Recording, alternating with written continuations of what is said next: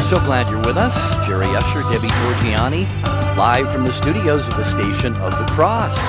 We're here helping to host their spring fund drive, which is going just fantastically.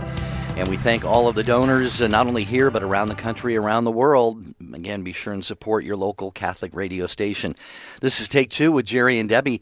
And today, our topic is, or we have titled the show, I Don't Need Your Help. I Don't Want Your Help. And the whole theme today is we all know people who struggle with various things. It could be something as serious as a life-threatening addiction. It could be just maybe, bad habits or just things in life that may not be healthy for them. And we want to try to say, hey, you know what, I can offer you some help with that, or let us try and be of assistance to you. And sometimes people just say, you know what, I don't want it, don't need it, and they just continue along their supposedly merry way. And that can be frustrating on many levels. And we want to hear from you if there is somebody you know, maybe you've tried some kind of intervention or just to offer a helping hand to somebody, and sadly they just didn't see the need, or they didn't want your help in a particular situation. 1-800-585-9396 is the number. And Debbie, phone lines are wide open for people to get in right now. This is your show. You drive the show, so your participation is needed to make this happen, to evolve the topic so we can all walk away a little bit changed. We like to say a little bit closer to God. That's what Take Two is all about. Title for the show that Jerry picked is I Don't Want Your Help. Okay, do you ever walk up to somebody or have somebody in your life that you really know that you could be of assistance to? You can help them, or they can benefit from your expertise on something or your experience of something, and you want to help, so you just know you want to just flood them with all this information and all of your assistance, and they push you back.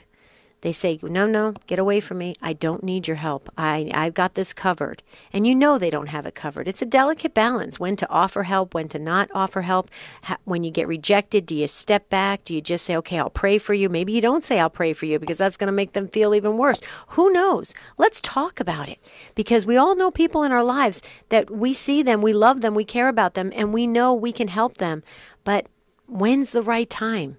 Tell us your experience, or tell us your wisdom on this, and share with us, because this is a very good topic, Jerry, to be discussing, especially nowadays where there's a lot of people lost. A lot of people do need help. They don't even realize they need help. I need help all the time. You help me a lot, Jerry. You don't even realize it, but you help me a lot because you've lived a few more years than me, and you've been around the world and stuff, and you've helped me a lot. And I tend to absorb it, but a lot of people reject help. Yeah, well, also, dear listeners, maybe you've been in that situation where you have been offered help. Maybe you found yourself kind of down and out, going through a struggle of some form or another, a very difficult situation in your life. Maybe even some form of addictive or compulsive behavior, and somebody reached out to help you, and you just really weren't open to it. How was that experience for you? And hopefully, God willing, you've moved on from that and been able to receive help and come to a better place. But we are all united together, those of us members of the Christian family, of course, but even the human race. And but you know, Debbie, I think one of the things that keeps people from receiving help, again, it's not so much their actions and maybe even their words say that they don't want help, but I think maybe they desperately do. But there could be shame issues, the cycles of shame that they're spiraling through and so forth. And it's just so frustrating. You can look at somebody and you go, wow, they're in a bad place, and I want to offer some help to them, and they don't want it, and your heart just kind of sinks. Well, a lot of parents a lot of us have children that, there are children can be struggling. And as a parent, you I think, innately just jump in, because that's a role as a parent. And a lot of times, especially when your children become adults, they push back and say, you know what? I got this. I'm grown up. You don't have to mother me anymore. You don't have to do that anymore. And it can be very your heart, Jerry, hurts. It's like, wow, I could fix this really easily, but they don't want my help. They want to go their own way. And I really think that this is an important topic. You know why I know that, Jerry? Because phone lines are starting to fill up. So that means when we see the phone lines fill up, we know that this is touching you in some very intimate way. And that's why Take Two exists. Because we're all going through different issues like this together. And if we can talk about it, put it out on the table, come to kind of some understanding or resolution of it, we can move forward. That's what Take Two is all about. Stay with us the entire hour. You may learn something.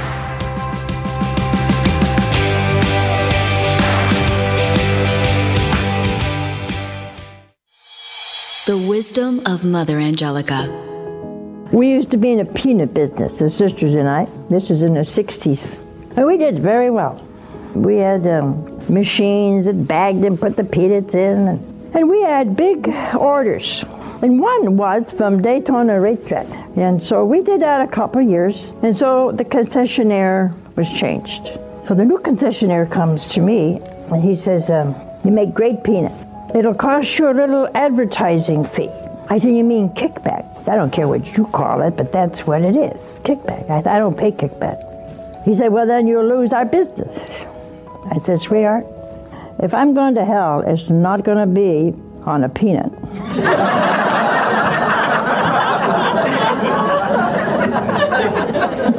For more information on Mother Angelica, visit Religious Catalog at EWTNRC.com. We know you like listening to Take Two with Jerry and Debbie on EWTN Radio, but have you thought about bringing them to your next event? No matter what type of event you're hosting, parish mission, conference, or retreat, trust Jerry and Debbie to make it come alive. Begin the process today of taking your presentation to the next level of success. For information on booking Jerry and Debbie, visit take2show.com, click on the J&D logo. Have you heard about Church Pop? Church Pop features new online Christian content that's fun and inspiring every day. Find it on Snapchat, Instagram, and on the web at churchpop.com. This is Cy Kellett, host of Catholic Answers Live. This is Lauren Ashburn, EWTN News Nightly anchor and managing editor. This is Father Mitch Pacwa. Thanks for listening to the EWTN Global Catholic Radio Network.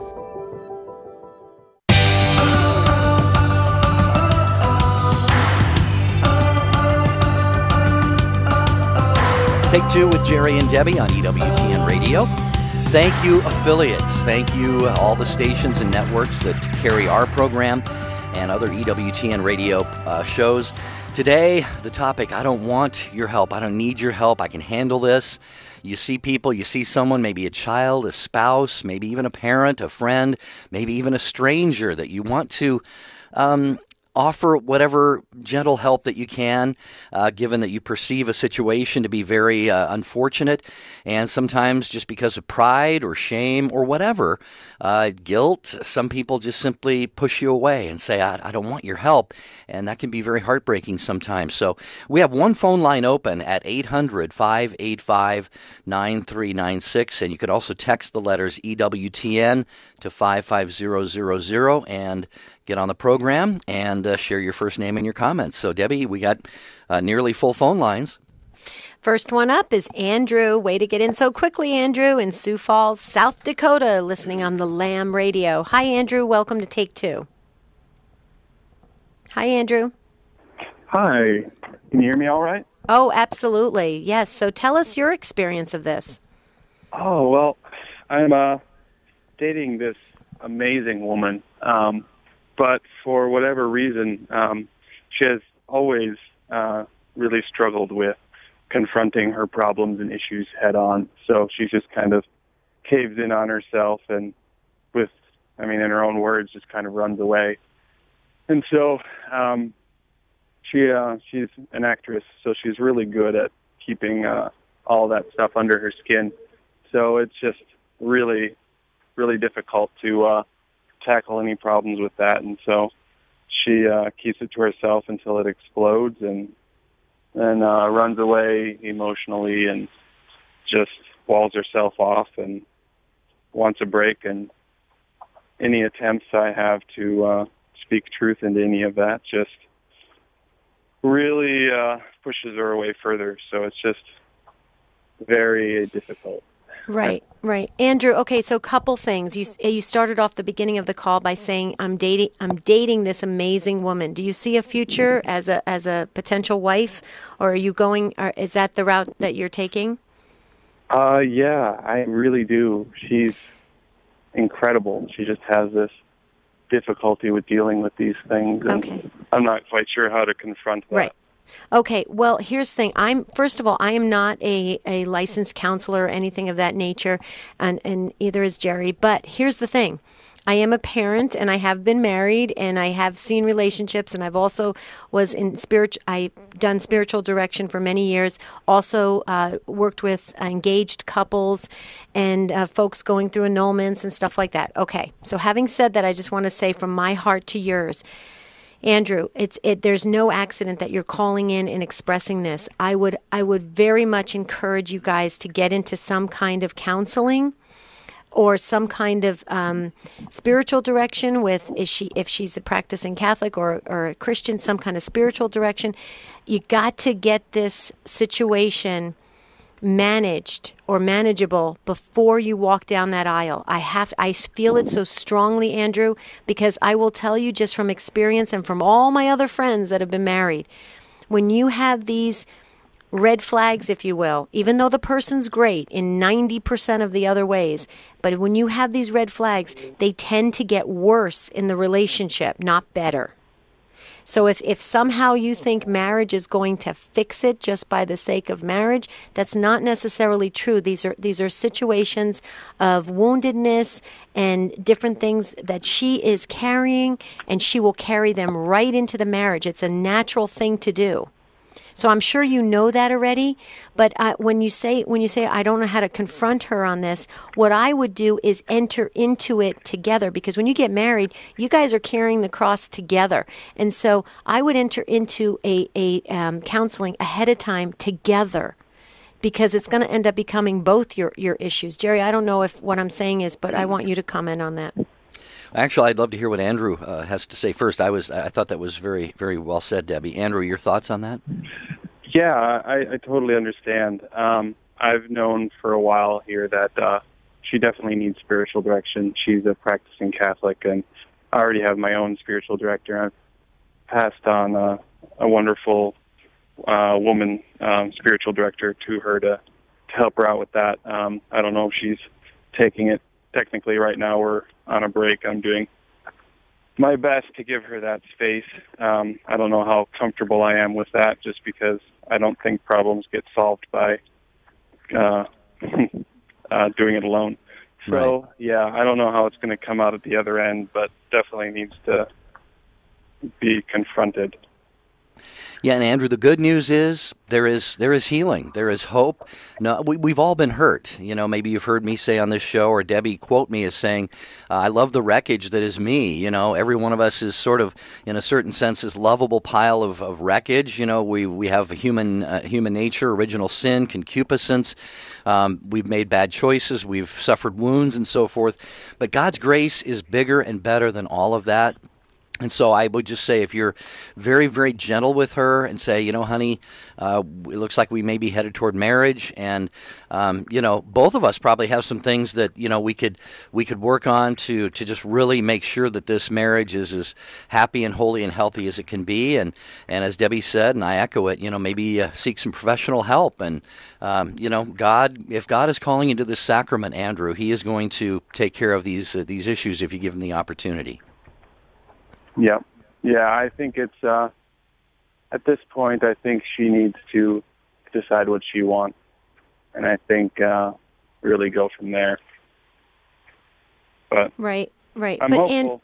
Yeah, absolutely. And here's the thing, Andrew, you know, committed to prayer, really, and I'm sure you've done this already, and I'm sure your spiritual director is encouraging you to do it, is really hold her up in prayer that God will put the right people in her path, that she will be open to changing and being the best version of herself.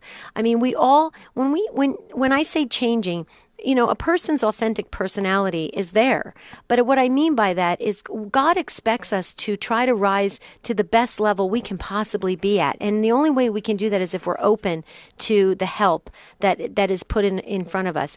And if she's not open to it right now, or she's kind of run into her cave, if you will, then pray that those people come in her path when she's ready, and it happens. But the fact that you're expressing it, Andrew, I just say, way to go that you're expressing this ahead of time, because I will tell you there's a lot of people that walk down that aisle and they have not worked out the issues, even going through all the marriage prep and all the classes and everything. They haven't worked out the issues before they got married. And so I really just say, it really shows such a beautiful spiritual maturity in you, and how you are taking it on the right way when you enter into the sacrament of marriage. So, Andrew, we're going to pray with you as well that things really unfold in a beautiful way, so you can, if in fact she is the right person, that it is a true sacrament of marriage.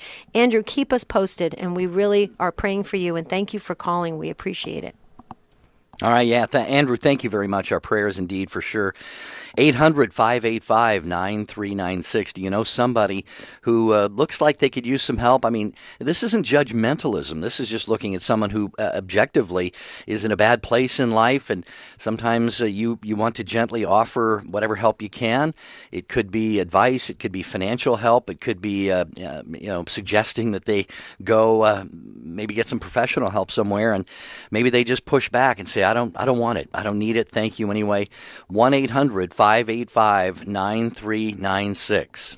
You just said something, Jerry, that just triggered something in and I've said this many times on the show. I love professional help. I love it. If I could live on a counselor's couch, I would, because these are people that are just devote their full attention to you and can allow you to just express what you want, share your feelings, work with you. They process with you. I love spiritual direction. I love anybody that will listen. Jerry knows that, because when we travel together, I'm always talking about my issues. But you know what? It's a good thing, because if you don't get them out, you're stuffing them, you're pushing them down, and then that's when things can explode and come out at all the wrong places. So I just want to state that up front. Okay, so real quickly, we're going to go to Alice. Alice, it's our Alice calling from Louisiana. Hi, Alice. Welcome. Hi, Alice. No Alice. Okay. Is Alice, no Alice? Okay. Well, maybe we can put her back on hold, and we'll try Therese in Elkhart, Indiana, listening to EWTN Radio on Redeemer Radio. Hi, Therese. Welcome to Take Two. Hello. Hi there. What's on your mind or heart today with our topic? Well, thanks for taking my call, and I just want to comment first. I agree with Debbie about the professional help part, because, I could do that too. I've just gained so much help through my life. But anyways, my call is about my 35-year-old son, Matthew, who has been a drug addict since he was 17. He is addicted to heroin, like so many in our country and our world. He has been in and out of rehab. He's lived with his dad. His dad and I divorced when he was, about 15 or 16. And he lived with his dad up until almost a month ago. His dad passed away. And he has really basically taken a turn for the worse now, because he's homeless. And I have had him live with me. He has stolen from me. He's stolen from his siblings, living with them also. We've all tried to help him during this time.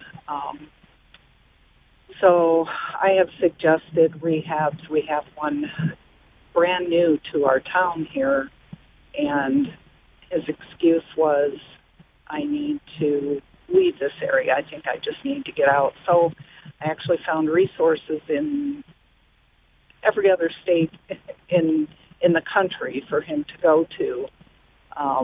But he has an excuse for everything. I pray constantly, and I tell him I pray, and I'm just at a loss right now. Teresa, let me just offer a couple thoughts, and Debbie may have some as well. I'm going to say something that it's going to sound maybe a little bit strange, maybe a lot strange to many people, but I've heard this said before, and that is the things that we turn to. Your son obviously has some wounds that he's dealing with, and we all do, like I've said before. And the tendency, of course, we're wired to want to get out of pain. Anytime we're in pain, we think pain bad, out of pain good. And unfortunately, we turn to harmful things sometimes to rid ourselves, at least temporarily, of the pains and the suffering that we're going through. And the weird thing that I was going to say is those, in a sense, become our friends.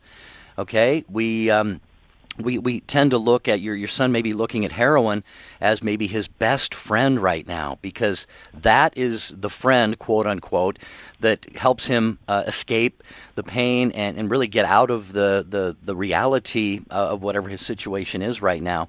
And so it can be a very scary thing to want to set that aside.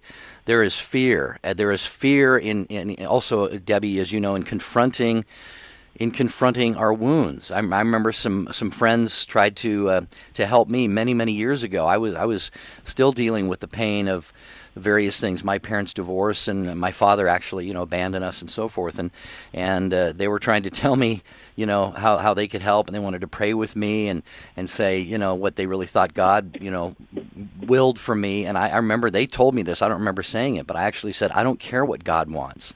So you see, Therese, we can get to a place where it doesn't matter, even if it's God who wants to help us. We just simply are afraid and fearful to confront whatever it is that's causing that pain, and it's just a whole lot easier to get rid of that pain, like I said, at least temporarily. Unfortunately, that brings in, as we said at the start of the show, that cycle of shame, and therefore being around people like yourself and others who want to help them, that shame really can prevent them from wanting to do that. Anyway, I'm rambling on a lot here. I hope, Teresa, a little tiny bit of it is making sense. Yeah. Oh, absolutely. All of it is. And I know that he's in pain, and I know this is not how he wants to live his life. I know that. And his siblings do. And, but he thinks everybody just is like turning against him, or, in his words, or shunning him now. He said, I've lost my best friend in the world. So now there's more pain with the death of his father, which is causing more drug use. And, that cycle of just continually trying to, rid himself of all this pain. Right. Therese, how old is Matthew? He's 35. He's 35. Okay. So, Therese, as Jerry was talking and I heard your story, first of all, from one mom to another, I can hear your pain and feel your pain, and it's such a difficult position to be in, because as a parent, you want to fix it and you want to make it better, and I'm sure you're doing everything you possibly can do with all the resources and all the prayers and everything. One thing I just wanted to say, now that you've voiced it, I think it's important that we all commit some really dedicated prayer as a Take Two family to Matthew. So, dear listeners, please pray for Matthew. Pray that God the Father will reveal himself to Matthew. Let's pray that together. And Therese, I would also suggest that you and your other children, if you could all together say a novena for Matthew. And because there's power in that. Hearts are moved through prayer. We know that from St. Monica and her son, St. Augustine. We know that. So there's an example for us, a living, breathing example that happened, okay, that works. So that's also going to bring you comfort, Therese, because it's an active, committed prayer that's happening in a group form that's going to also sustain you as a mom, because you're hurting as well. He's your son. Oh, absolutely. Thank you. Yeah. Yes, thank you so much. So let's do that, and then keep us posted, please, because I always say this to all of our Take Two family. We've had a lot of praise God prayers that we have said because our Take Two family has called back or emailed us back and let us know that things are happening and things are changing and evolving. So stay in touch with us, Therese. Please do that because we will be praying. And St. Monica's feast day is this Thursday, May 4th. See, there's no accident in that. Oh, no accident. Absolutely. Yep. There we go. Okay. Well, thank you. Let's do it. Thank you both very much. And Thank God you. bless you both for all you do. And I listen to you all the time. And all right. Well, Therese, you've got our prayers and those of thousands of others. Thank you for being a regular listener, and we're so blessed every day to know that you're there and all of our other listeners, so thank you so much. We've got a little bit back on the line, Alice in Louisiana. We're going to get to Anna, and then Alice, hang in there just for a minute. 800-585-9396. When have you seen someone who had a need of maybe some very important and serious help, and they pushed back for whatever reason? Give us a call. Share your take on this topic. All people are called to communion with Christ in the church that he founded. People really gravitate to David Anders and his concern for the callers. That's not just talk. He really means it. Tom and I are both converts. We've walked that path, and we try to walk it with the listeners at whatever stage of the journey they're on. It's EWTN's first weekly radio to TV talk show. Call to Communion with Dr. David Anders. Thursday, 1 p.m. Eastern on EWTN Television. And welcome to EWTN's Bookmark Brief. I'm Doug Keck. I just finished interviewing Edward Shree about his book, Love Unveiled, The Catholic Faith Explained. You can look for the whole interview in the future, but first, get a synopsis of what this book's about. I hear all the time from pastors and catechists about how people who've been formed of the faith often leave. I hear it especially the heartfelt cries of many parents and grandparents. Why do my kids not practice the faith anymore? We gave them good doctrine. We sent them to schools. They were confirmed. What happened? And I think we have to remember the great parable of the sower. It's not enough just to sow the seed. We have to be mindful of the soil in which the seed is landing. And in our culture today, it's not enough just to pass on Orthodox doctrine. We need to do that. Mm-hmm. But we also need to be mindful of what are those weeds out there. And that's what I try to go after in this book, Love Unveiled. Very good. That's Edward Shree, author of Love Unveiled, published by Ignatius Press, available through the EWTN Religious Catalog. Look for the complete interview coming here on EWTN. And that has been another EWTN Bookmark Brief. I kind of blamed the Catholic Church why I didn't get it before, but I was so wrong. I've come to realize that it was through the 12 years of Catholic education that I recognized God when he came into my life. And I want to really encourage EWTN, that you guys make a lot of sense. EWTN's listener comment line. It's open now. Call 205-795-5773. EWTN. Live truth. Live Catholic.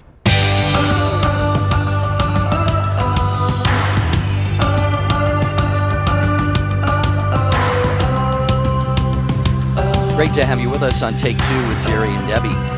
We had mentioned a minute ago that St. Monica's feast day is May 4th, and actually, it's also, I know that it's often celebrated on August 27th, which is the day before St. Augustine, her son's feast day, but Debbie has done a little research and found that it's also listed on May 4th as well. So, wow, that's pretty cool. Maybe it's a different Monica. I don't know. She's got 2 days. Has 2 feast days. She's got 2 feast days. How lucky is that? Yeah, so we just did the research on that. But it truly, what matters is the power of prayer. And we know by our saints, these examples that we have that have gone before us, that prayer works, but we have to be dedicated together. So please hold Matthew up in prayer. Matthew means a gift of God.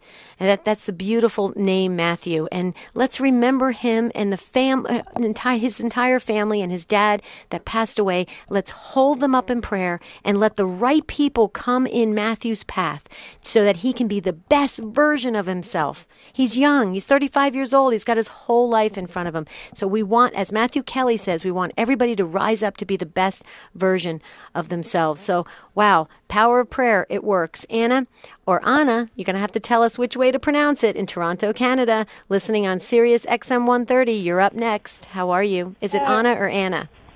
It's Anna. Anna, okay. Welcome. Hi, calling. I just wanted to know how to help someone with a gambling problem. Okay. Well, unfortunately, that's all too not just all too common nowadays, but just increasing because of the the proliferation of casinos and so forth. And I always find it odd that the casinos have a sign up as you leave the casino saying, if you got a gambling problem, call this number. You don't see it on your way in, of course. But be that as it may.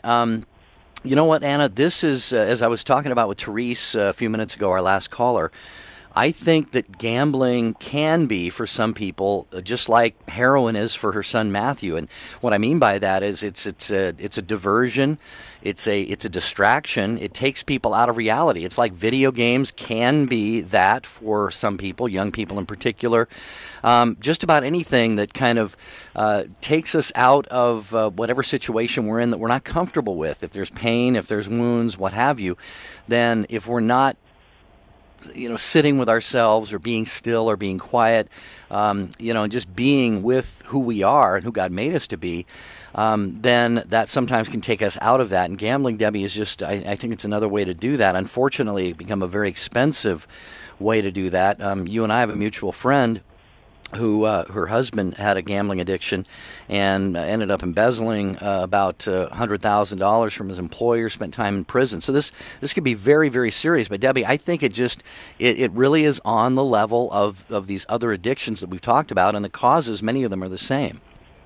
Absolutely. There's a wound that needs to be addressed deep inside that causes a person to want to get out of that emotional pain or out of that feeling. So Anna, first of all, I just wanted to say, you're a great friend, and if your friend is not open right now for that help or that assistance or resources, then I would also yourself commit to fasting and prayer and anything else that you can do by means of a spiritual help to your friend, because the right people will come into this person's path. The other thing I just wanted to say too, though, is that sometimes, how can I say this? Okay, my girlfriend had a gambling issue many years ago because it turned out she had a very, very difficult marriage. And so she used to run to the casino to relieve that pain. She, after $36,000 that they did not have, now this was many years ago, they didn't have, her husband finally said to her when she hit rock bottom, hey, we've got an issue, let's fix it. Okay? And it took her wiping out the bank account and her marriage practically crumbling for them to finally realize they were in a crisis situation, had to do something. They are still married today. She does not have a gambling issue any longer. Her marriage is much better because they went for help. They went for assistance together. I think sometimes we always want to say to that person that has the addiction, oh, this is your problem. You go ahead and handle it. Sometimes you've got to figure out that it's a comprehensive approach. I mean, it's a human being going through a struggle. And so if the resources are not available to your friend right now, let's pray that those resources become available so that your friend has a path to get out of that addiction, a path. And that's what we can pray for. I don't know if that helps you at all, brings you some comfort, but I want to share this so strongly. I feel this so strongly, and I've been watching the local news recently, which I normally try to stay away from, believe it or not, because it's so negative. But I just wanted to really see what's going on in the world. We need prayer more than ever. And we're coming up on the 100th anniversary of Our Lady of Fatima, where she talked about we better start praying and praying hard for one another. I think we need it more than ever, and I believe a committed prayer for your friend, Anna, will start the ball rolling in a good way for your friend. Does that bring you some comfort or no? Yes, thank you. Actually, it's my mom, so if you could please pray for her. Thank you. Okay, absolutely. Absolutely. Thank you so much. We will pray. And keep us posted, please, because we want to end up thanking God. You know, that's the thing. We pray for all these wonderful intentions, and then we want to pray to say, thank you, Lord, for answering them. And He does. He answers them all the time. So take comfort in that, and God bless you, Anna. You're just a wonderful daughter. Thank you. Thank you. God bless. Bye-bye. Yep. Thank you, Anna. We will certainly pray. That's a tough situation, especially since it's her mom. But maybe, Anna, you can suggest, I don't know if she'd be open to alternative forms of entertainment, because some people, Debbie, for a lot of people, gambling just kind of starts out as entertainment. The penny slots or the nickel slots or whatever, and I can do as much of this as I want, and it's not going to kind of suck me in or whatever. But anyway, yeah, folks, dear family, prayers for Anna's mom for sure. Here's the phone number, 1-800-585-9396. How can you help someone who doesn't want your help? And I'd love to hear from someone if you initially experienced that resistance and they just there was guilt or shame or insecurity or whatever that kept them from being open to your help or God's help or whatever, but somehow through prayer or your efforts, there was success, there was victory. Love to hear about that. Or maybe you were the one who was pushing people away. I've been in that position before, people who wanted to help me, and I was the one before who said, maybe with not those exact words, although at times I have, that I didn't want other people's help. I've worked with a lot of addictive personalities in religious education with the teens. I worked with teens that had addictive personalities. I just want to say one thing that I've always struggled with, Jerry. And this may be an overgeneralization of a statement, but let me just say this. People with any type of an addiction, you've got to get to the root issue. It's not that they're stupid or ignorant, don't know what they're doing, they can't measure up in the real world, they're unsuccessful. That's not true. That's not true. They're not quote-unquote world losers. They're not. They're deep people that have wounds that need to be healed. The worst thing we can do is run from people who have an addiction.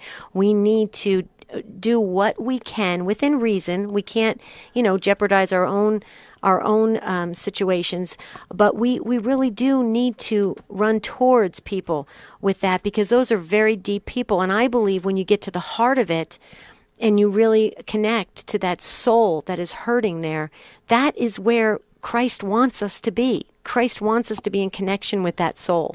So I just have to stress that, Jerry, because I've seen a lot of well-intentioned people, when they come across people with addictions, they're like, oh, that's too bad that person's that way. That's not, that person is a great person. We have to remember that. So.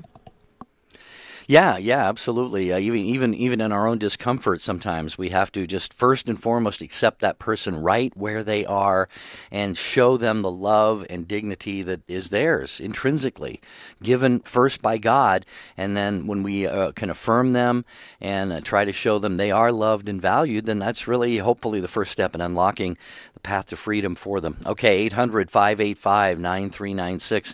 Alice in Louisiana, thanks for waiting and thanks for calling back in a little bit. How you doing? Pretty good, Jerry. Debbie, how you doing? I pushed the mute button earlier and I didn't know it. That's okay. So I was trying to talk to you and you couldn't hear me. But anyway, I have a different take on this, okay? Because I have a mental illness. I'm high manic depressive, and I'm also, what else? I just can't keep a house clean. I have to learn to do a budget and all this. And when I try to get the help from the person that's working with me, it's like he's so he doesn't want to help. I mean, what do you do like with that? Because I need the help.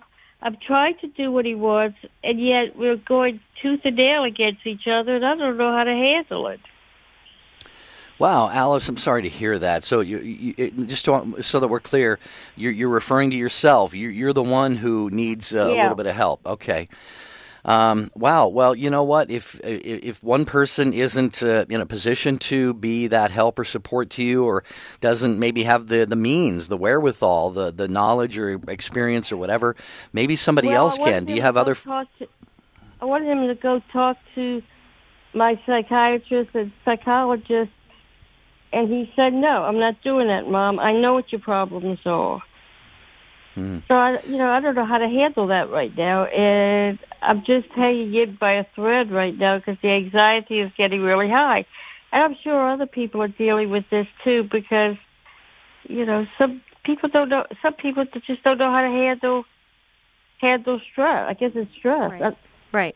Well, Alice, first of all, you're not alone, okay? I actually was talking to my girlfriend the other night. She called me and wanted to talk for about an hour. Similar situation, Alice. She needed help from one of her family members, and the family member lived 2 blocks away and never helped her. And she had an injury that happened, and she was really asking for family member help. I will tell you, unfortunately, we've seen this a lot in families. Families sometimes can be the hardest on one another, and that's why, Alice, you'll hear Jerry and I always stress. Reach out to your parish community, reach out to your neighborhood, reach out to your friends, reach out to strangers who seem to be even nicer sometimes than family members. Okay, you got to do what you got to do to keep your support system going, Alice, because you deserve, Alice, you deserve to feel at peace. You deserve to feel like you can make it in this world and do good in this world. You deserve to be supported in that sense, from an emotional standpoint.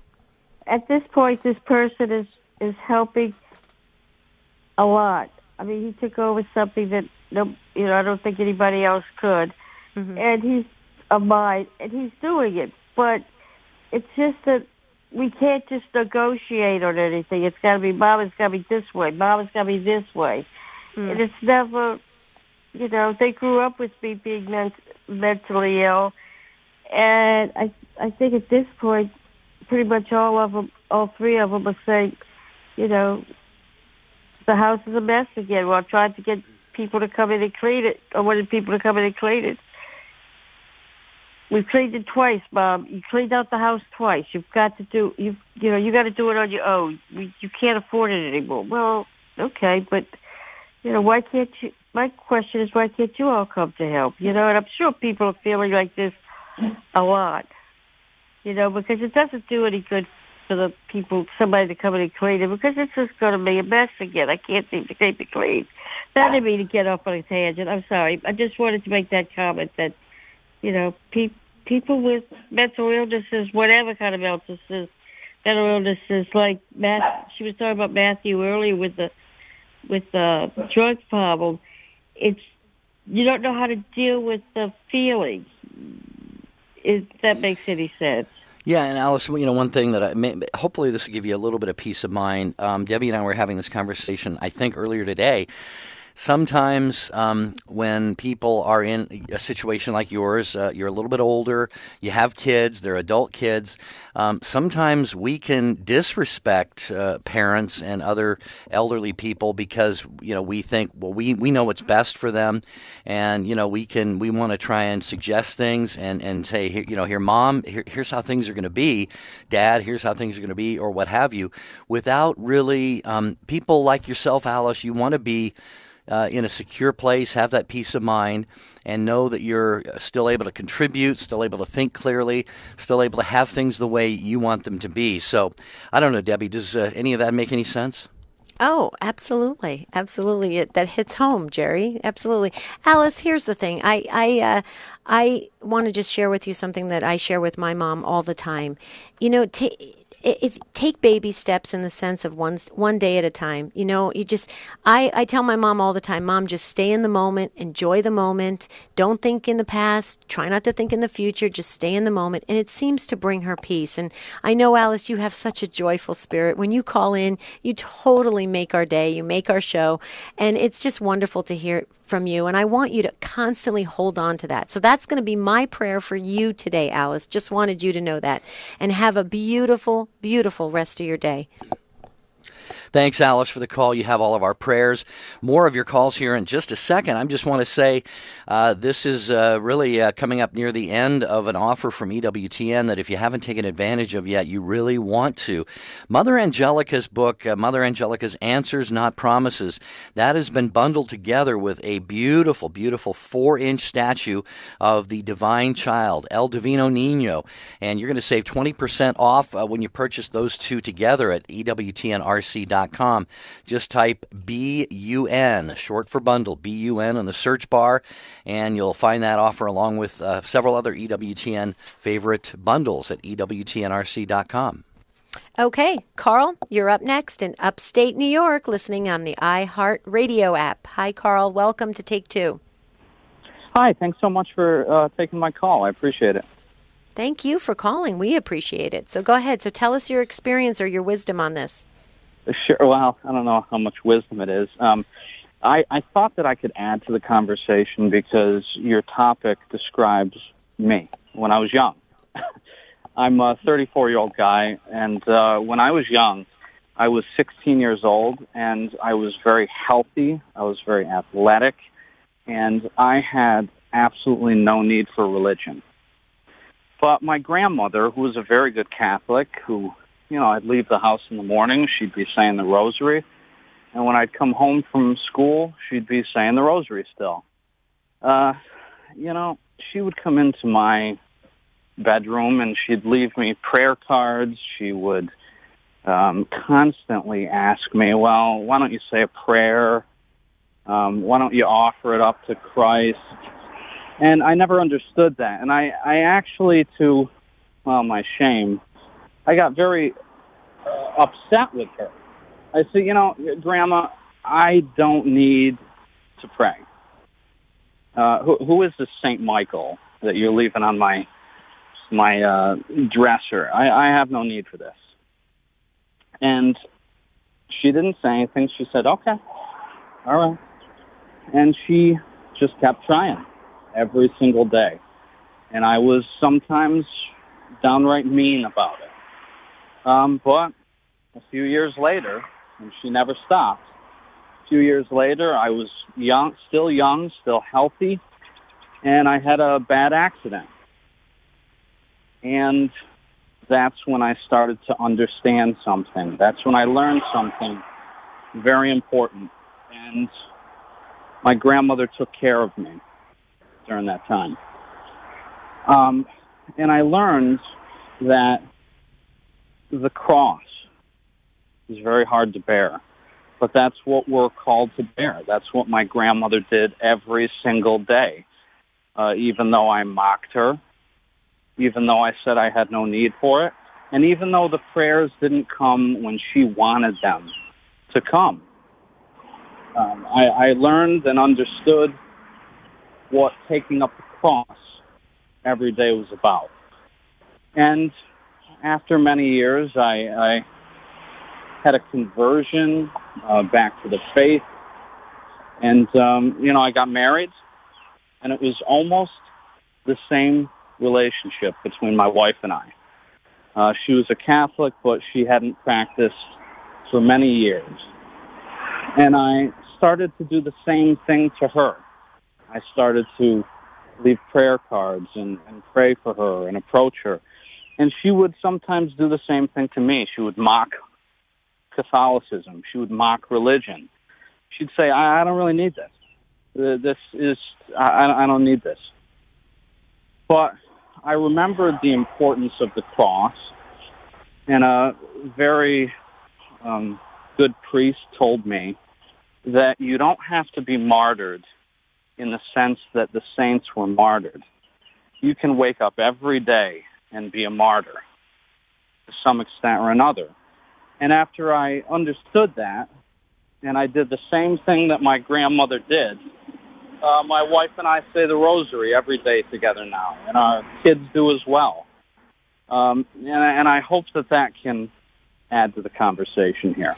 Carl, it absolutely, and it confirms everything we are trying to talk about today. Your story is an absolute perfect example. And I pray that Andrew is still listening. Andrew, I pray you're listening, because that's the power of prayer.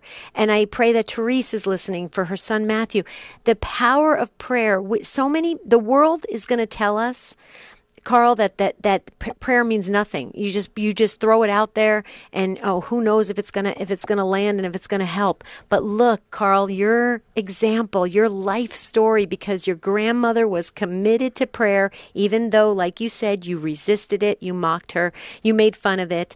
It impacted you when, at the right time, you had to go through a crisis situation at the right time.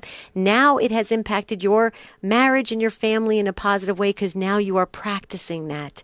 It is true confirmation, Carl. I just want to say from the bottom of my heart, I know he's nodding his head, so he agrees. Carl, thank you for taking the time, because this is the kind of stories we need to hear, so it gives others that motivation to be dedicated and committed to prayer. Indeed, Carl, thanks for the call. Time constraints compel us to move on here, and we're going to try to get to a couple more. Teresa was next in listening to EWTN Radio on Domestic Church Radio in New Jersey. Hi, Teresa. Welcome to Take Two. Hi, how are you? Doing fine, Teresa. How are you today? I'm trying to start to heal. Okay. I lost my mom in February, and I wasn't a cradle Catholic, but in 1988 I converted, and my question is, my mother was a Catholic. She would go to church.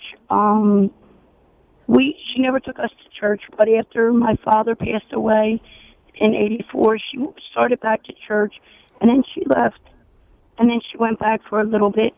I offered to take communion down to her. I live in a different state than she does, and she refused it. She said she left the church.